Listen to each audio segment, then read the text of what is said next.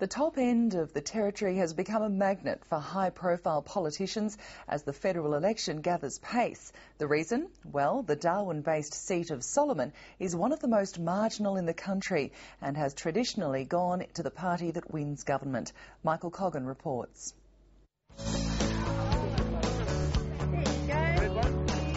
It's showtime in the federal seat of Solomon. Young families make up a majority in this urban-based electorate, and they're stretching their budgets to treat their kids to a day in the sun.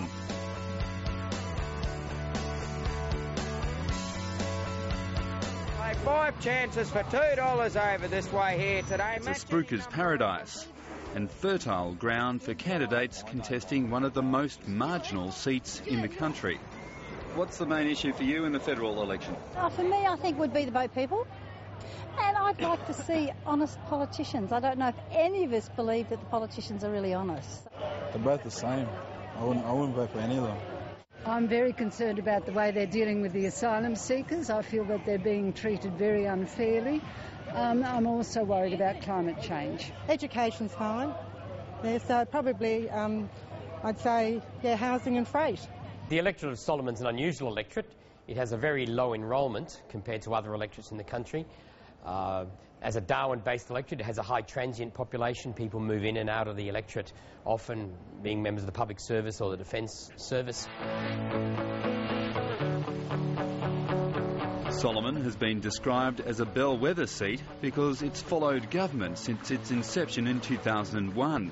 But election analyst Anthony Green says local issues have the potential to swing the seat away from government. It's got a very relatively young population compared to the rest of the country, and being so far away from the rest of the country, it's got a lot of local issues that run in the local media and that spread by word of mouth. Local issues can be much more important in Solomon than in other electorates. The seat was won by Labor for the first time in 2007. Preferences delivered Damien Hale a 200-vote winning margin. At the moment, we're 1,000 votes in front. The former St Mary's and Northern Territory Institute of Sport football coach is campaigning on delivering on health and education and the economy, but his first term has been marked by personal problems. He got involved in a nightclub fight, there was a problem with his marriage, and these are the sorts of things that might also influence voters, although I don't believe that a large number of voters will be taking much notice of those issues.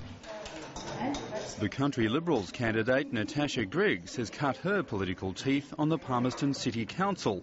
So far, the public servant has focused her campaign on housing affordability. Quite frankly, we don't want these houses removed. We want to save a suburb. But emergency housing providers say neither party is offering to increase the current per capita rate of federal funding to ease high rates of homelessness. We have the highest rate of homelessness in the country, and we'd like to see a fair share of that money coming to the Territory rather than a per capita level of funding. And we'd like to also see a continuation and a commitment from both levels, both of the opposition and the current government, to maintain a rental affordability incentive scheme. The biggest issue facing business in the Northern Territory, and particularly in the top end, is still the cost of, or the availability of land and the cost of housing. The Territory Chamber of Commerce says local businesses finding it difficult to recruit enough staff want the government to make it easier to use 457 visas to employ foreign workers.